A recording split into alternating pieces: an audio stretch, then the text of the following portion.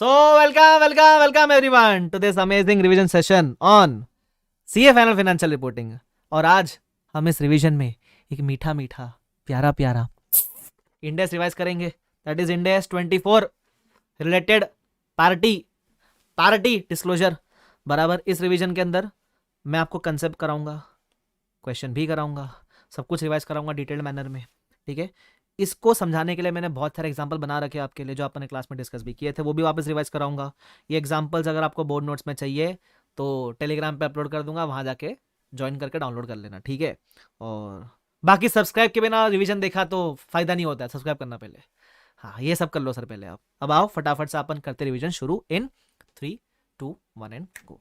सबसे पहला नंबर क्या है? 24. नाम क्या है? Related party disclosure. ठीक है. अच्छा, सबसे पहला बोलता है इंट्रोडक्शन. ये इंडेक्स जरूरी क्यों है? तो बोलता है कुछ कुछ ऐसे ट्रांजैक्शन जो नॉर्मली आप एंटर नहीं करते, बट क्योंकि रिलेशन है इसलिए एंटर कर रहे हो. फॉर एग्जांपल जैसे मैंने एफआर का बैच किसी को सस्ते में दे दिया, क्योंकि क्यों? रिलेटिव था मेरा. सेकेंड, कोई transactions with gets influenced because of relationship. For example पहले आप कोई सामान किसी और कंपनी से खरीद रहे थे, अब आपके पेरेंट ने बोला उससे नहीं खरीदने का, मेरे से खरीदने का, तो your transaction are getting influence because of the relationship. Right. तो इसकी वजह से हमको डिस्क्लोजर देना जरूरी होता है. ठीक है. अच्छा, अब आएगा second point, objective and scope. इस इंडेक्स में क्या क्या पढ़ना है अपने को? सबसे पहले कौन से रिश्ते को अपन बोलेंगे रिलेशनशिप्स. उसके बाद identifying the transactions between them, then identifying the outstanding balance, then identifying the commitments with the related parties, then identifying circumstances in which disclosure of above item is to be made and determining the disclosure to be made. Sir ये सब क्या है? Simple है. मैंने आपको class में कैसे बताया था?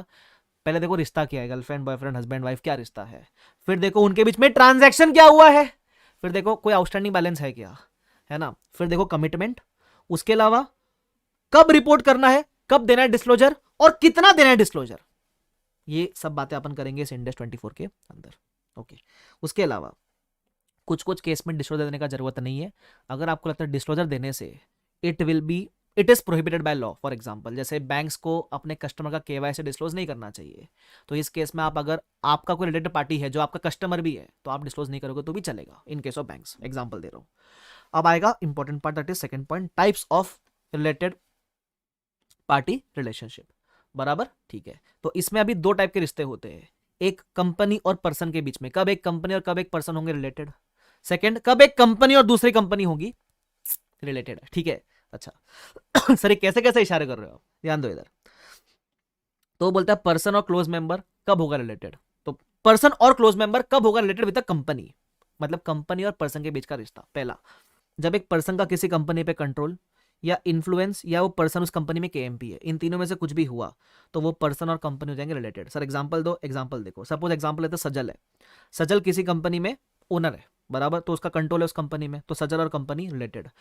सजल का किसी कंपनी में इन्फ्लुएंस है, इन्फ्लुएंस मतलब 20 से 50% स्टेक, तो सजल और वो कंपनी होंगे रिलेटेड.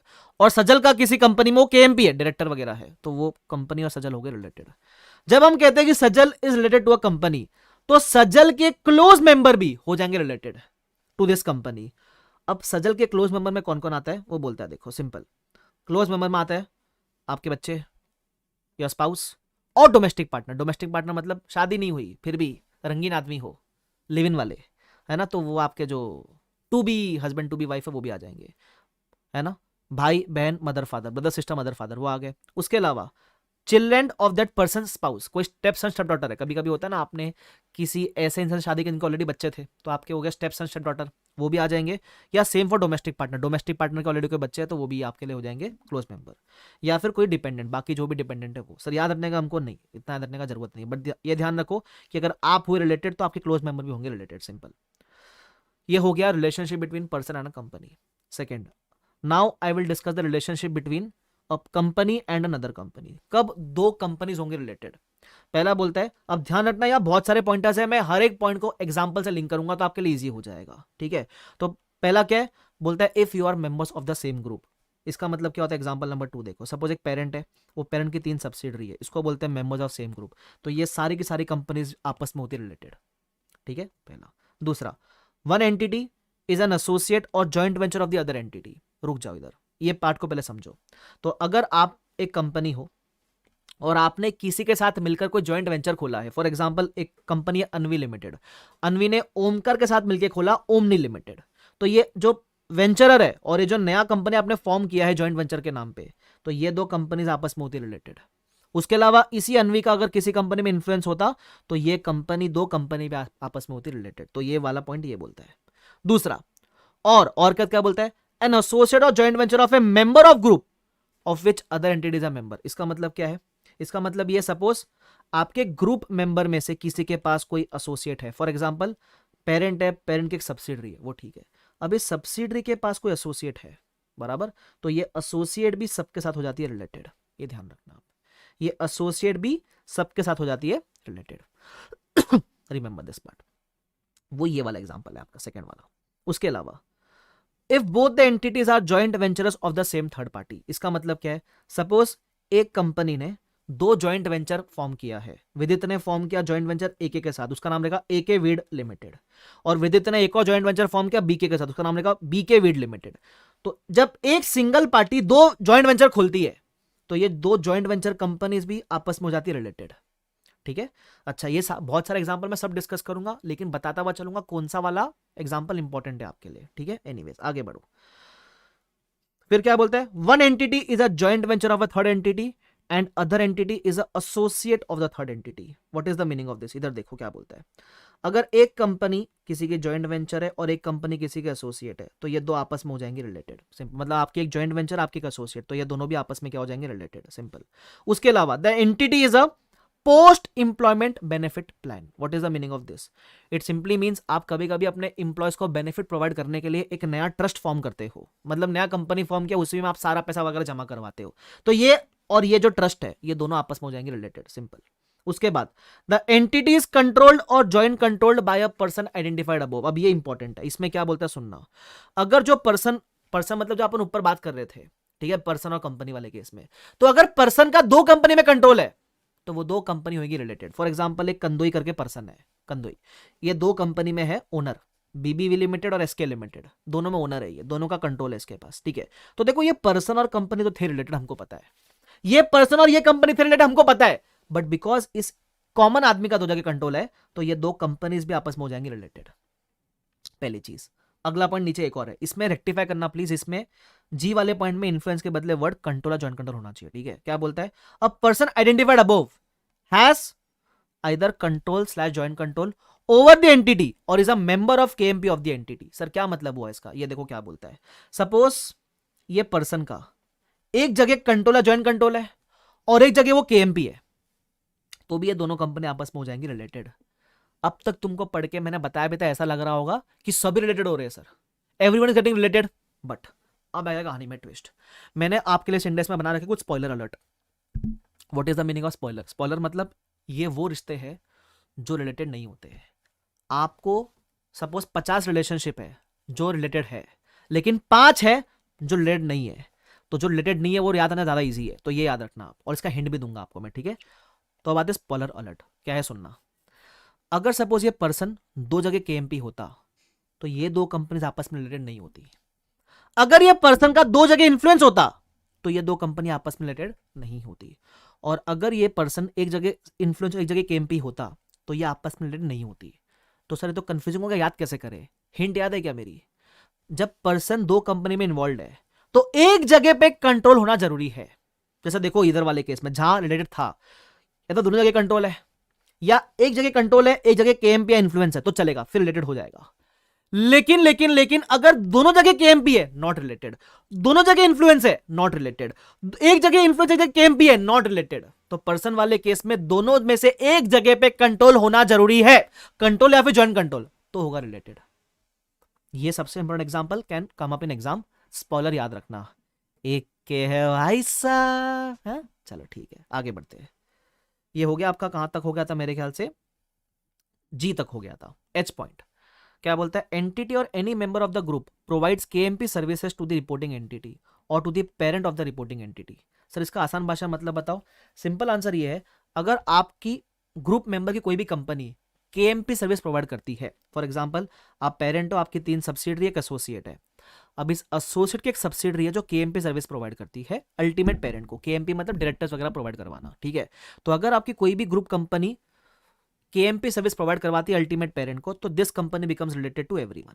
बस एक क्लैरिफिकेशन दिया हुआ है, ठीक है। आगे उसके बाद वो बोलता है related party includes an associate, include subsidiary of associate, joint venture include subsidiary of joint venture. इसका मतलब अगर आप किसी से भी रिलेटेड होते हो तो उस कंपनी की सब्सिडियरी भी आपसे हो जाएगी related. For example if AK has associate X limited, तो एक्स की जो सब्सिडियरी है that also becomes related to AK limited.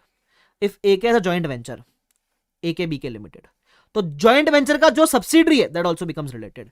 If AK has a subsidiary, इस सब्सिडियरी का भी एक सब्सिडियरी है, तो this also becomes related. In short अगर मैं बोलूं ये दो कंपनी रिलेटेड है, तो नीचे वाले का जो सब्सिडियरी है that also becomes related to the main parent. Simple. अब ये हो गया। अब आता है स्पॉइलर अलर्ट नंबर 2। ऊपर था स्पॉइलर नंबर 1 जहां एक जगह कंट्रोल होना जरूरी है। स्पॉइलर नंबर 2, जब सपोज एक पी लिमिटेड है, इसका 2 सब्सिडियरी और 2 एसोसिएट है, तो हम क्या बोलते हैं सब्सिडियरीज तो आपस में हो जाती रिलेटेड, ठीक है, लेकिन कभी भी 2 एसोसिएट आपस में रिलेटेड नहीं होंगे, ये बात ध्यान रखना। There will never be a relationship of 2 fellow associates. इसको याद कैसे रखने का, एसोसिएट चालू होता है ए से, ऐसा रखो ए मींस अल्फा, अल्फा बोलते हैं ना, alpha males alpha females, so 2 alphas can never go with each other, बराबर, तो वो साथ में नहीं रिलेटेड हो सकते। तो वैसे ये 2 alpha are never related to each other की बात करो। जैसे अगर मैं पूछूं ये पेरेंट के एसोसिएट A1 है, तो P और A1 आर रिलेटेड, P और A2 are related, but A1 A2 आपस में नॉट रिलेटेड, बराबर। Very good answer, yes. Same applies to this parent P। अगर सपोज इस पेरेंट के 2 एसोसिएट है, तो ये P और A1 are related, P and A2 are related, but these 2 associate आपस में नॉट रिलेटेड।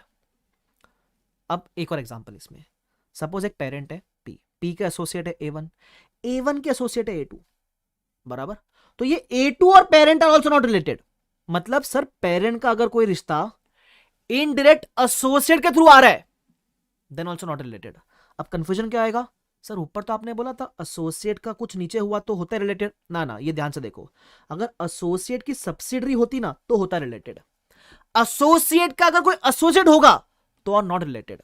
इसका मैंने हिंट ये दे रखा है, अगर 2 एज की वजह से कोई आया रिलेशनशिप तो कभी मत करना रिलेटेड। फॉर एग्जांपल यहां देखो 2 एज है, 2 अल्फास नॉट रिलेटेड, यहां भी 2 ए की वजह से रिश्ता पूछ रहा है, नॉट रिलेटेड, ध्यान रखना। स्पॉइलर नंबर 2, क्लियर है वाला पार्ट, ठीक है। उसके बाद ये थे आपके वो रिश्ते जहां वो बोलता है कि कौन से रिश्ते रिलेटेड पार्टी होते हैं। अब आता है अपन ये देखेंगे understanding who are not related parties. इसमें जो पहला पॉइंट है अपन ऑलरेडी कर चुके, क्या बोलता है, 2 entities are not related simply because they have a director और other member of KMP in common. ये बेसिकली वो है जो अपने स्पॉइलर नंबर 1 देखा था ना, वो है ये, तो मैंने लिखा भी रखा इधर कि जो इसका जो एग्जांपल है नथिंग बट स्पॉइलर नंबर 1, कि याद है एक पर्सन का 2 जगह केएमपी है तो 2 कंपनी नॉट रिलेटेड, एक पर्सन एक जगह केएमपी एक जगह इन्फ्लुएंस तो भी नॉट रिलेटेड, एक जगह कंट्रोल होना जरूरी है, वो बात करते हैं। उसके अलावा बोलता है 2 venturers are not related simply because they share joint control over joint venture. इसका मतलब क्या है, सपोज एक कंपनी है एके, एक कंपनी है बीके, इन दोनों ने मिलकर खोला एके बीके लिमिटेड, तो AK and the joint venture company is related, BK and the joint venture company is related, but this 2 companies AK and BK are not related. मतलब जस्ट बिकॉज आप साथ में मिलके पार्टनरशिप में एक नया कंपनी खोलते हो तो आपका रिश्ता उस कंपनी से होता है, आपस में रिश्ता नहीं आपका कोई, वो ये बोलता है, ठीक है। उसके अलावा अगर आपने कहीं से बहुत सारा पैसा उठाया, प्रोवाइडर्स ऑफ फाइनेंस वगैरह है ना, तो जस्ट बिकॉज आपने लोन लिया किसी company say that doesn't mean आप रिलेटेड पार्टी हो गए। उसके अलावा अगर आपका कोई बड़ा कस्टमर है, बड़ा सप्लायर है, तो वो भी रिलेशनशिप आ जाएगी, ऐसा नहीं होता है, ठीक है। सपोज मैं एक स्टूडेंट है जो मेरे को बहुत सारे बच्चे ला के देता है, दैट डजंट मीन कि वो और मेरा स्टूडेंट जो है, मतलब मैं और मेरा स्टूडेंट जो है वो रिलेटेड हो गए, नहीं। आप अपने कस्टमर से बहुत सारा डीलिंग करते हो दैट डजंट मीन कि आप रिलेशनशिप में आ गए, ऐसा नहीं होता है, ठीक है। उसके अलावा अंडरस्टैंडिंग ट्रांजैक्शन, वो अभी आपने जो ऊपर देखा वो थे रिलेशनशिप्स। अब मैं बात करूँ ट्रांजैक्शन की। अब ये जितने भी रिलेशनशिप आपने बात की, इसमें अगर आपने कोई भी ट्रांजैक्शन किया है इनके साथ में तो उसको बोलते हैं रिलेटेड पार्टी ट्रांजैक्शंस, ठीक है। अब आता है डिस्क्लोजर। डिस्क्लोजर होते हैं 2 प्रकार के, एक होता है कैटेगरी 1, एक होता है कैटेगरी 2। कैटेगरी 1 में क्या होता है, disclose the relationship even though there are no transaction, मतलब ऐसे रिश्ते जो ट्रांजैक्शन ना हो उसके बावजूद you will disclose. Simple answer is parent subsidy relationship, मतलब even if there are no transaction between them you will disclose the relationship. Second disclosure, ऐसे रिलेशनशिप जो डिस्क्लोज करना only when there are transactions, है ना, बस। तो पहले category में कौन सा आता है, पेरेंट सब्सिडी रिलेशनशिप। इसमें क्या डिस्क्लोज करोगे, disclose the name of his parent and ultimate controlling party.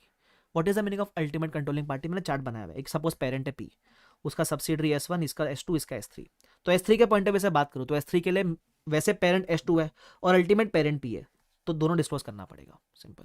अच्छा अब वो एक और चीज बोलता है, if neither the entities parent nor the ultimate controlling party produces CFS, the name of the next most senior parent shall also be disclosed. Sir इसका मतलब क्या है, सिंपल समझाने का ट्राई करता हूँ। सपोज पेरेंट है P, इसका सब्सिडरी S1, इसका S2, इसका S3, इसका S4, ठीक है। तो मैं S4 के पॉइंट ऑफ व्यू से बात करता हूँ।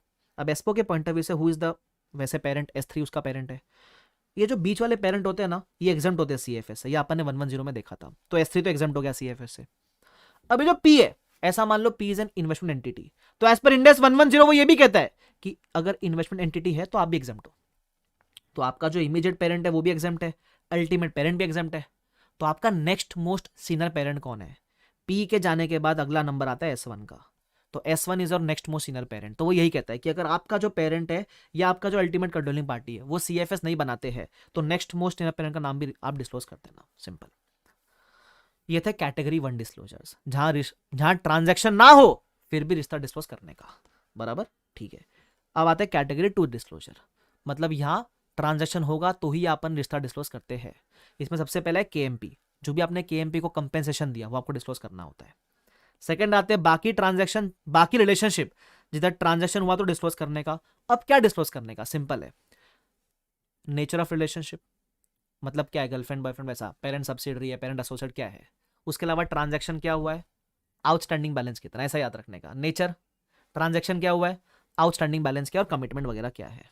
उसके अलावा और एक्स्ट्रा डिस्क्लोजर देना है तो दे सकते हो, अमाउंट का डिस्क्लोजर, टर्म्स एंड कंडीशन क्या दिया आपके बीच में, कोई गारंटीज वगैरह है क्या, पैसा आना बाकी है क्या, उसका कोई प्रोविजन आपने बनाया है क्या। ये सब जनरल बातें हैं, आप जितना याद रखोगे उतना बेटर है, ठीक है। उसके अलावा अगर आप कहते हो कि आपने अपने पार्टी के साथ आर्म्स लेंथ पे काम किया है, तो उसका अगर प्रूफ है तो ही ऐसा कहना, you will mention this only if it can be verified.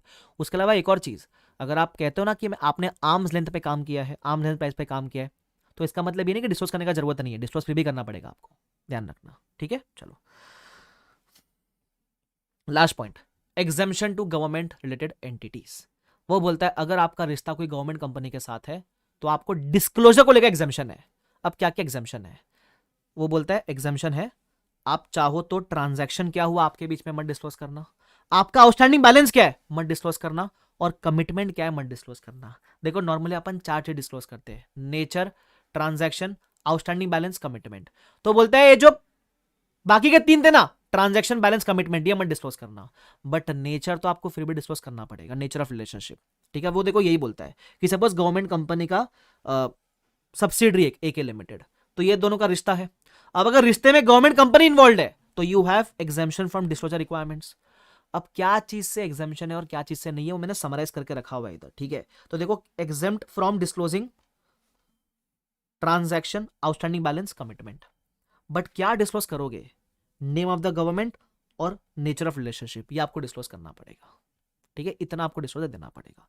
अब इसमें एक और स्पॉइलर है जो इन्होंने बात नहीं की, मैं कर रहा हूं आपसे, इधर देखो नीचे, स्पॉइलर अलर्ट नंबर 3, क्योंकि एक के है भाई साहब। इधर आओ, गवर्नमेंट कंपनी का अगर रिश्ता किसी कंपनी के साथ था तब तो डिस्क्लोजर एग्जाम्पशन अवेलेबल है। एग्जाम्पशन क्या है मैंने आपको बताया है ना, ट्रांजैक्शन, आउटस्टैंडिंग बैलेंस, कमिटमेंट, ये मत डिस्क्लोज करना, बाकी नेचर और नेम तो डिस्क्लोज करना पड़ेगा। लेकिन अगर आपका रिश्ता किसी पर्सन के साथ है, if a government company and a person is related, यहां एग्जाम्पशन नॉट अवेलेबल है ना। If a government company is related to a company और उस कंपनी में कोई KMP है, तो ये KMP और ये गवर्नमेंट कंपनी इनडायरेक्टली हो जाते रिलेटेड। तो अगेन यहां पर्सन और गवर्नमेंट कंपनी को एग्जाम्पशन अवेलेबल नहीं है। इसका मतलब जब मैं कहता हूं ना we have exemption to government companies from disclosure requirement, that exemption is only available in case when the government company has a relationship with another company. अगर आपका रिश्ता किसी पर्सन के साथ है तो एग्जाम्पशन अवेलेबल नहीं है। क्या आपको ये बातें समझ में आती है? कितनी बातें याद आती है, हाँ समझ में आती है सर। तो इसी बात पे कुछ बढ़िया बढ़िया आपको क्वेश्चन रिवाइज करा दूं। रिक्वेस्ट करूंगा आपको तो घर पे सारे क्वेश्चन रिवाइज करने चाहिए, बट मेरे को जो सही लगता है मैं वो थोड़े बहुत इंपॉर्टेंट क्वेश्चन आपको रिवाइज करने का ट्राई करता हूँ। इधर आओ अच्छा एक और चीज, जब सब्सिक्वेंटली रिवाइज करोगे तो स्पॉइलर पे ज्यादा एम्फेसिस देना, उससे आपको सब कुछ रिकॉल हो जाएगा, ठीक है। आ जाओ अब क्वेश्चन करते, क्या बोलता है इसके अंदर, इलस्ट्रेशन नंबर 1 है ना, वो आप सीधा सीधा डायग्राम देख लो आपको समझ जाएगा। बोलता है पेरेंट है, उसकी 2 सब्सिडरी है, 2 एसोसिएट है, ठीक है। इस सब्सिडरी के सब्सिडरी का एसोसिएट है वो ठीक है। ये बोलते हैं आपस में बताओ रिलेशनशिप कौन सी आ जाएगी रिलेटेड पार्टी के अंदर। मैं बोलूँ सबके सब आपस में है रिलेटेड एक्सेप्ट, याद है अल्फाज आर नॉट रिलेटेड, तो A1 A2 A3 ये आपस में रिलेटेड नहीं है, ये बाकी सबसे है रिलेटेड, ठीक है, लेकिन ये आपस में ये तीन रिलेटेड नहीं है, बस इतना ध्यान रखना, ये मैं आपको समरी मैंने दिया हुआ है, खत्म। सेकंड क्वेश्चन, डायग्राम ही देखो क्या बोलता है। मिस्टर एक्स है, इसका कंट्रोल है एक के अंदर और एक में KMP है। मैं बोलूँ एक में कंट्रोल एक में KMP चल जाता है, एक जगह कंट्रोल होना चाहिए, याद है क्या, स्पॉइलर में याद है बताया था, तो एक जगह कंट्रोल एक जगह KMP है, चल जाएगा, तो दीज टू आर रिलेटेड, ठीक है। उसमें ये भी बोला है कि वो बी का 100% स्टेक सी के अंदर, वो कंफ्यूज करने के लिए बोला हुआ, फर्क नहीं पड़ता। फिर वो ये भी बोलता है second case, examine the relationship from the perspective of C for A limited if X is a KMP of B and not C. वो बोलता है अगर एक्स सी के बदले बी में KMP होता है, ये मिटा दो, ऐसा बोलता है कि बी में KMP है और बी का स्टेक 100% सी के अंदर है। तो ऐसा मान लो ना यार, अगर आप KMP किसी कंपनी में हो और वो कंपनी का कोई कंट्रोलिंग पार्टी है सी लिमिटेड, तो ideally A and C still become related. तो वो मैंने यहाँ लिख के दिया हुआ, यहाँ भी लिखा हुआ है देखो मैंने, एक्स का 100% ए में है और KMP बी में है और बी का कंट्रोल सी में, तो still A and C become related. आगे बोलता है will the outcome be different if X joint control over A. वो बोलता है कंट्रोल के बदले जॉइंट कंट्रोल होता, कोई बात नहीं, जॉइंट कंट्रोल एक ही होता है, ठीक है, तो अगर वो होता एक ही होता है, मतलब ऐसे याद रखने के पॉइंट ऑफ व्यू से याद रखो, वैसा अलग अलग होता है दोनों, हाँ। तो अगर आपका एक जगह कंट्रोल है जॉइंट कंट्रोल, एक जगह KMP है, तो भी चल जाएगा, स्टिल रिलेटेड। मजा डी वाले पार्ट में आएगा। क्या बोलता है, अगर दोनों जगह इन्फ्लुएंस होता तो, है ना, मतलब सॉरी एक जगह इन्फ्लुएंस होता एक जगह KMP होता, तो वो बोलता है एक्स का ए में इन्फ्लुएंस और एक में KMP अब नहीं चलता। क्यों? क्योंकि दोनों में से एक जगह पे कंट्रोल होना जरूरी है। अगर दोनों जगह इन्फ्लुएंस या KMP है तो दे आर नॉट रिलेटेड। तो मैं बोलूँ A B C में they are related but D में they are not related. Simple है कहानी, क्लियर है वाला पार्ट। चलो अब थर्ड वाला देख लेना, सिंपल है वो। फोर्थ वाला ध्यान रखो, फोर्थ वाले में आपको सीधे सीधे बात बताता हूँ। एक गवर्नमेंट कंपनी है, इसके इतने सारे कंट्रोलिंग पार्टीज है, ठीक है, इतने सारे रिलेशनशिप है। एक रिश्ता इसका है ना KMP के अंदर भी आ रहा है इनडायरेक्टली। मैंने क्या बताया था, गवर्नमेंट कंपनी को सबके साथ एग्जाम्शन अवेलेबल है बट पर्सन के साथ एग्जाम्शन अवेलेबल नहीं। वो यही पूछा है कि किसके साथ एग्जाम्शन अवेलेबल है और किस चीज का एग्जाम्शन अवेलेबल है। तो मैं बोलूंगा सबके साथ अवेलेबल है। और क्या अवेलेबल है, आप ट्रांजैक्शन, आउटस्टैंडिंग बैलेंस, कमिटमेंट में डिस्क्लोज करना, बट ये डिस्क्लोजर एक्स के साथ अवेलेबल नहीं है। सिंपल, ठीक है। उसके बाद हाँ 6 क्वेश्चन नंबर, ये भी सही था। Mr X is a domestic partner of Mrs Y, live in वाले। तो एक्स डोमेस्टिक पार्टनर है वाई का, और वो बोलता है एक्स का कंट्रोल ए में है, वाई का कंट्रोल बी में है। सिंपल बात याद रखो, जो एक्स का है वो वाई का भी होगा, जो तेरा है वो मेरा, बराबर। तो इन दोनों को आप सिंगल यूनिट मानो, बराबर। अब ऐसा देखो, ये सिंगल यूनिट का एक जगह कंट्रोल है एक जगह कंट्रोल है, दोनों में कंट्रोल है, तो ये दोनों हो गए रिलेटेड। अब बी वाले में क्या बोलते, अच्छा ए और बी में यही पूछा है, दोनों के पर्सपेक्टिव से बताओ, ए के लिए क्या बी है और बी के लिए क्या रिलेटेड है, क्या हो गया ना। सी वाला देखो क्या बोलता है, वो बोलता है क्या ए और बी होते रिलेटेड इफ दोनों में इन्फ्लुएंस ही होता तो। मतलब ये एक्स और वाई का ऐसा मान लो, इन दोनों को मानो एक यूनिट, ठीक है, क्योंकि दोनों क्लोज मेंबर है ना। अब एक जगह इन्फ्लुएंस, दूसरी जगह भी इन्फ्लुएंस, इन्फ्लुएंस वाले केस में दे आर नॉट रिलेटेड। एक जगह कंट्रोल होना जरूरी है, ये ध्यान रखना आप, क्लियर। चलो उसके बाद 7 देख लेना। एथ भी सिंपल है, एथ में वो यही बोलता है, ये दोनों हस्बैंड और वो जो भी है, तो एक जगह KMP और एक जगह कंट्रोल है, KMP कंट्रोल चल जाता है ना, तो दे आर रिलेटेड। मैं बोलूँ स्पॉइलर से सब सॉल्व हो जाते हैं क्वेश्चन वगैरह, ठीक है, ध्यान रखना। उसके बाद ढंग के क्वेश्चन में लेट मी सी, बाकी क्वेश्चन की रीडिंग दे देना, मैं आपको ढंग के क्वेश्चन करवा रहा हूँ सिर्फ। हाँ ये क्वेश्चन नंबर 2, ये भी बढ़िया क्वेश्चन है। क्या बोलता है सुनो, वो बोलता है मिस्टर एक्स जो है ये एक जगह KMP भी है और उसका कंट्रोल भी है एंटिटी ए के अंदर, डायरेक्टर भी और कंट्रोल भी इसके पास ही है, और सेकेंड कंपनी में वो सिर्फ KMP है। और उसके अलावा ये बोलता है कि मिस्टर एक्स है ना एक ट्रस्ट ओन करता है, वो ट्रस्ट का 100% स्टेक बी के अंदर है। अब एक कंफ्यूजिंग हो जाएगा, तो एक बार ट्रस्ट को भूल जाओ, ट्रस्ट को भूल जाओ। ऐसा देखो, आप एक्स हो, एक जगह कंट्रोल KMP दोनों है, एक जगह KMP है, कोई बात नहीं, कंट्रोल आ गया ना एक जगह पे, चलेगा, ए और बी आर रिलेटेड, पहला चीज, ठीक है। सेकेंड चीज वो ये बोलता है कि सपोज मैं KMP की जगह छोड़ दूं एक्स के अंदर, मैं KMP मिटा देता एक्स के अंदर, ए के अंदर सॉरी, मैं KMP हटा देता हूं ए के अंदर से, तो बचता सिर्फ कंट्रोल है, एक जगह कंट्रोल एक जगह KMP, हो गया रिलेटेड। हाँ सर स्टिल रिलेटेड ना यार, आप वैसे भी KMP और कंट्रोल दोनों थे, KMP से रिजाइन करोगे क्या फर्क पड़ता है, कंट्रोल तो अभी भी है ना आपके पास, ओके। तीसरा मजेदार है, वो बोलता है ऐसा समझ लो हमने दोनों जगह KMP से रिजाइन कर दिया, और जो एक्स का 95% होल्डिंग था ना वो हमने कहाँ ट्रस्ट में ट्रांसफर कर दिया एक, ठीक है। अब ट्रस्ट का ओनर कौन था, वो बोलता है जो एक्स है ना वो ही ट्रस्ट का बेनिफिशियरी है। इसका मतलब डायग्राम देखो ऐसा कुछ है, ये जो एक्स है ना यही ट्रस्ट को ओन करता है, और अब ट्रस्ट के पास 95% ए का है और 100% बी का है।